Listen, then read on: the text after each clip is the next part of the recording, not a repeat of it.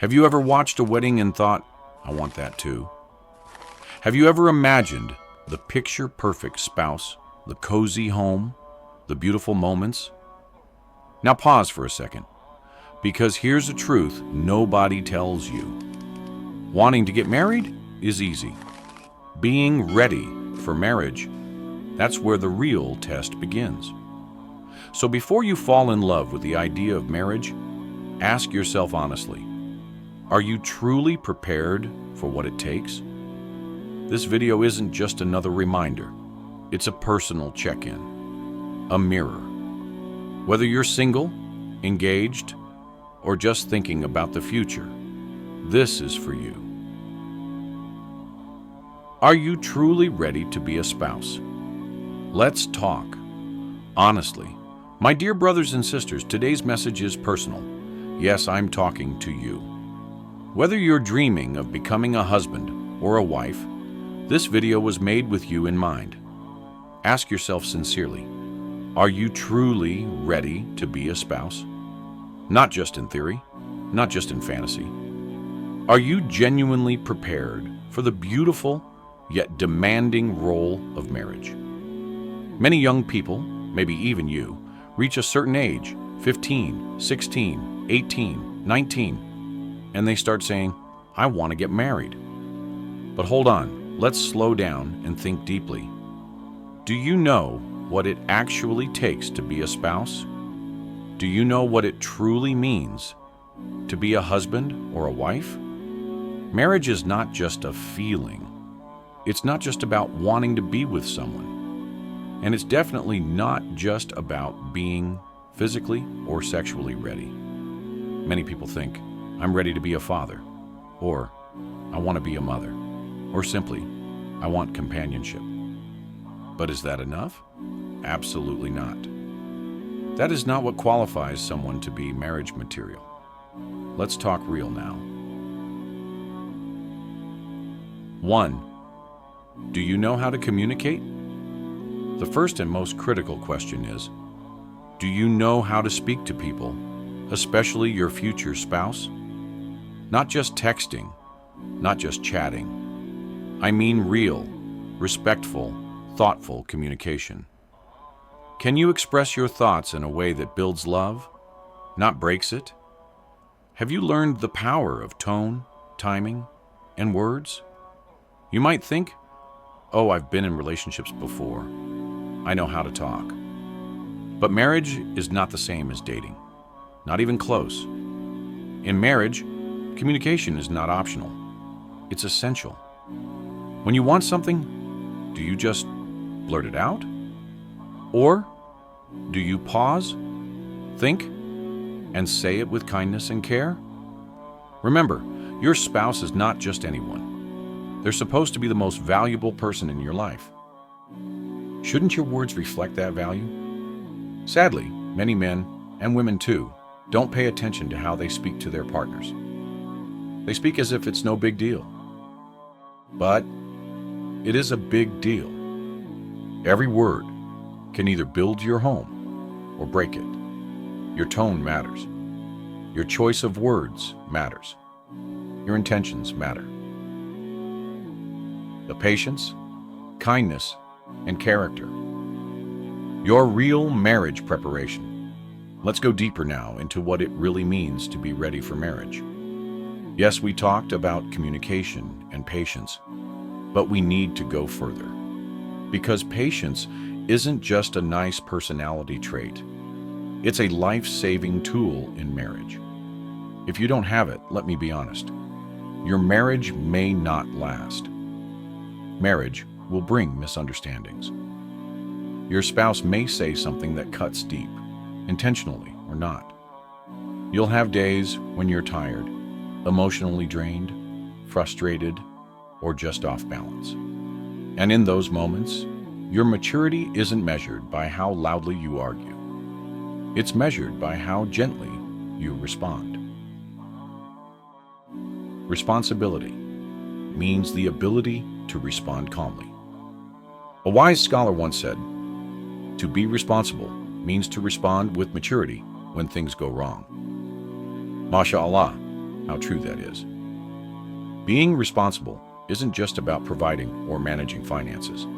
It's about managing your reactions. It's about showing emotional intelligence. It's about knowing how to resolve conflict without causing more damage. Because if you lack patience, what happens? You argue over small things. You rush into divorce over fixable problems. You think leaving is easier than growing. You forget that problems can be solved if you take the time to listen, understand, and grow. Marriage isn't for the selfish. Let me say this clearly. Selfishness kills even the happiest marriage. Even if your spouse is kind, loyal, patient, if you're selfish, it won't work. Some people think, I'm 20, 22, 25, it's time to get married. But my question to you is, have you developed the right qualities? Have you prepared your heart, your mind, and your character? A real-life example, the driving analogy. Let's say you bought a car. Can you drive it immediately? Number. You need a license. To get that license, you must pass theory, pass practical, practice responsibility on the road. Marriage is the same. Wanting it isn't enough. You need to study how to build relationships. You need to learn communication. You need to pass the practical test of self-control. Only then are you ready to drive on the highway of life with someone sitting beside you. Because if you don't prepare, you'll crash. And often, you won't just hurt yourself. You'll hurt someone else too. Can you make others happy, even when it's not your thing? Let me ask you something honest. Can you do things you don't particularly enjoy, just to put a smile on the face of someone you love? If your answer is no, then let me be real with you. Marriage might not be for you. Not yet. Sometimes you won't feel like attending family events. Sometimes you'll be tired, drained, disinterested. But love isn't always about doing what you want. It's about doing what they need. It's about showing up, not for yourself, but for them. That's love. That's selflessness. And that's what creates harmony at home. So learn to accommodate others. Learn to compromise. Learn to show up with a smile, even when it's inconvenient, simply to make your spouse feel seen, valued, and loved. Kindness, the real heart of the home. Let's talk about a trait that's often forgotten, but absolutely essential: kindness. Kindness isn't always loud or dramatic. It often hides in the small moments. Speaking gently when you're irritated, listening without interrupting, smiling when your spouse walks into the room, giving even when you feel tired. Be kind in your words. Be kind in your actions. Be kind in your tone. And don't be miserly, not with your money, not with your attention, and certainly not with your affection. Yes, avoid waste, but don't confuse balance with stinginess. Marriage thrives on generosity, of spirit, of time, of love. Most marriages fail because people don't work on themselves. First, let's get real again. Why are so many marriages falling apart today? Because people are marrying without maturing. They choose their partner based on looks, charm, money, excitement. But they never stop to ask, do they have good character? Do they have patience? Do they have a relationship with their Creator? Do I have those things? Then reality hits. Real life begins. True character shows up. And what happens? They say, I fell out of love. But let me tell you the truth. You didn't fall out of love. You never built real love in the first place. You were chasing feelings, not building foundations. Real love is built on trust, kindness, patience, shared values, and spiritual depth. Without these, no amount of romance or physical attraction can keep you together. How do you speak to your spouse? Let's finish with something practical. Ask yourself, how often do I say beautiful, uplifting words to my spouse, or even to the one I'm planning to marry? Words of appreciation, words of encouragement, words that build, not break. Far too many of us are silent when things are good, yet loud and hurtful when things go wrong. We become rude, distant, rough. We raise our voices. We shout instead of speak. We argue instead of listen. But let me remind you, this is your spouse, the one who stood beside you in joy and hardship, the mother of your children, the father of your children, your partner in this dunya, and maybe even in Jannah. So speak with mercy, lower your voice, control your anger. Because if your first response to disagreement is yelling, threatening, or blaming, then you were never ready to get married in the first place.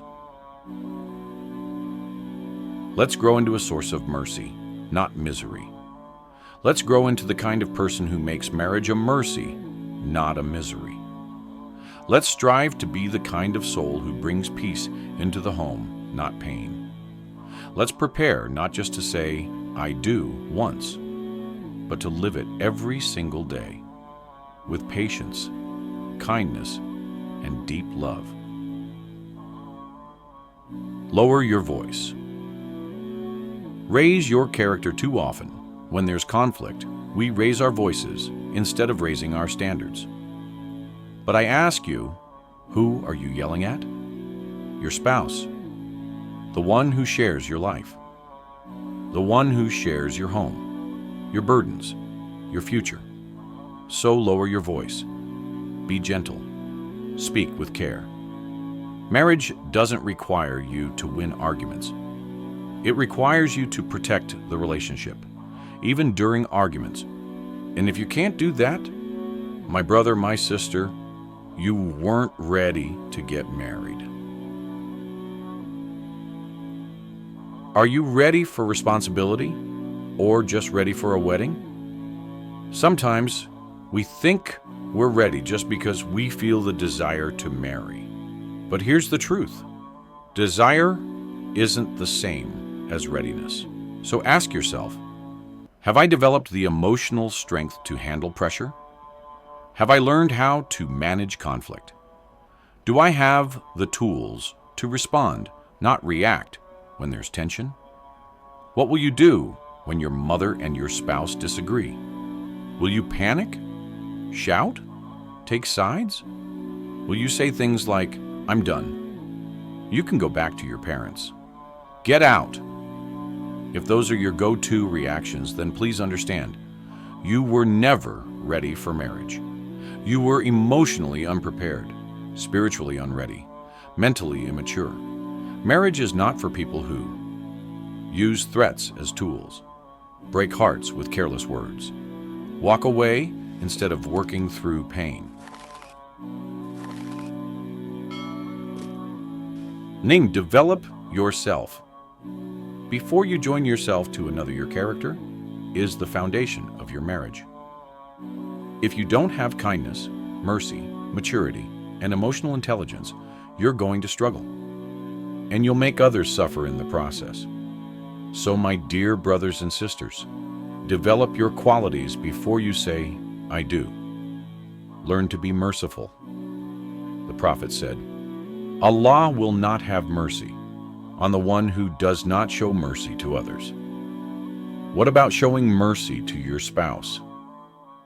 If you're not kind to the person who shares your home, your bed, your meals, and your life, how do you expect Allah to shower His mercy upon you?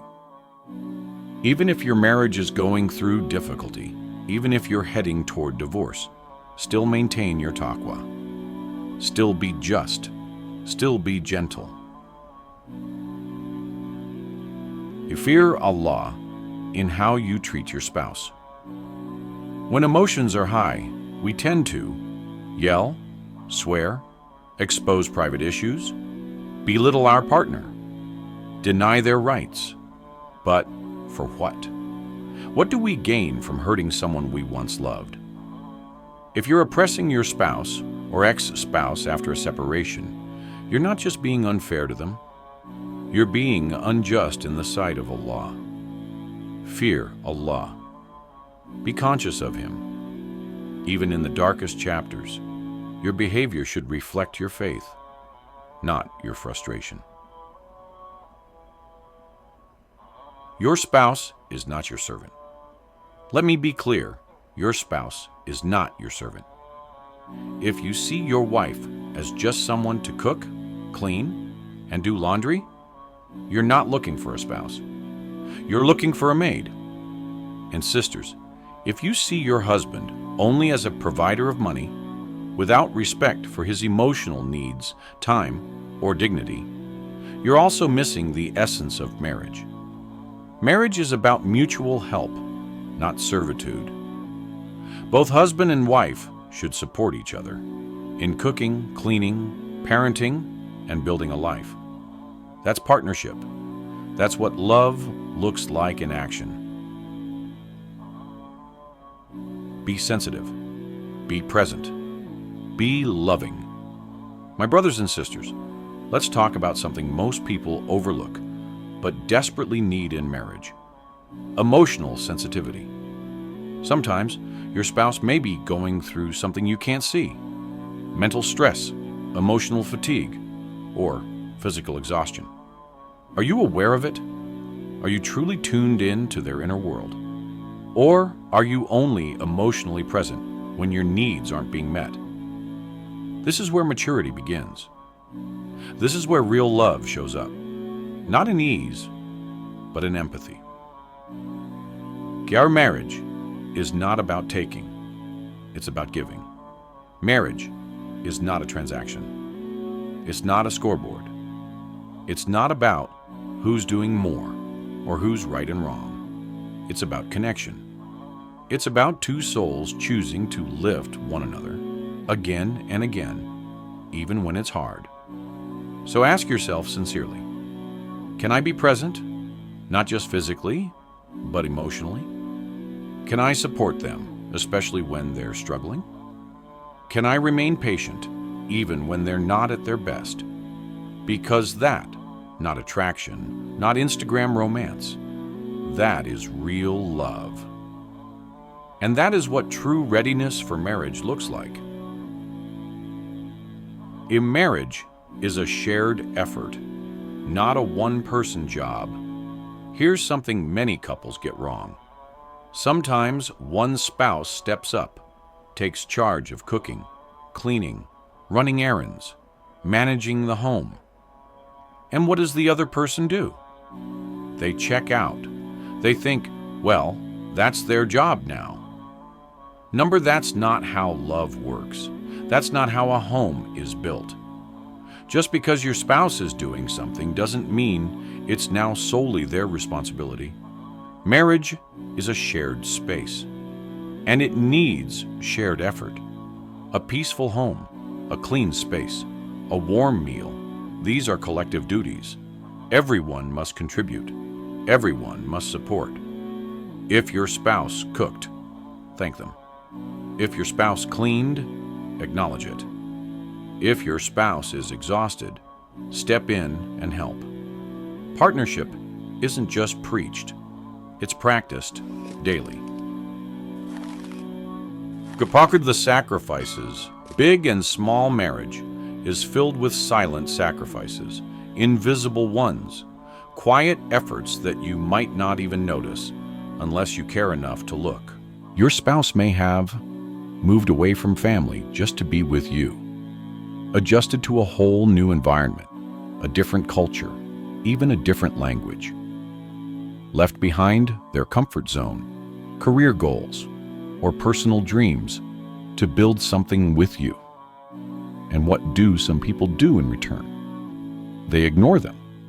They leave them emotionally abandoned. They pour their energy into phones, games, friend circles, and leave their spouse feeling like a stranger in their own marriage. You got married to build something beautiful, not to become distant roommates. So let me ask you, did you get married to watch Netflix alone every night? Did you get married just to keep scrolling through your phone? Did you get married to play games with your friends until midnight while your spouse sits alone in another room? If that's what marriage looks like to you, then maybe, just maybe, you didn't really want a spouse. Maybe what you wanted was someone to serve your physical or emotional needs. And that's not a spouse. That's not a partner. That's not marriage. That's selfishness, dressed up in wedding clothes. Put the phone down. Pick up your spouse's heart. Put the distractions away. Set the phone down. Give your spouse your undivided attention. Speak kindly. Smile often. Sit with them. Laugh with them. Listen to them. Cherish them. How often do you say, "I adore you. I love you. Thank you for everything"? It's so beautiful to share life with you. We're quick to criticize when things go wrong, but we stay silent when everything goes right. Let's change that. Let's stop picking at mistakes and start praising the efforts. Let's stop measuring love with complaints and start expressing love with gratitude. Gratitude builds homes. Neglect destroys them. My brothers and sisters, may Allah bless you with a heart full of gratitude. Because when you are grateful for your spouse, for their presence, their effort, their sacrifice, you become more loving, more aware, and more spiritually connected. Marriage, at its core, is about building each other, not breaking each other. So before you complain about what's missing, say Alhamdulillah for what's there. Before you demand more, acknowledge what's already being given. And before you speak in frustration, speak in love. May Allah make us people of mercy, people of gentleness, people who create homes filled with light, laughter, and love. Ameen.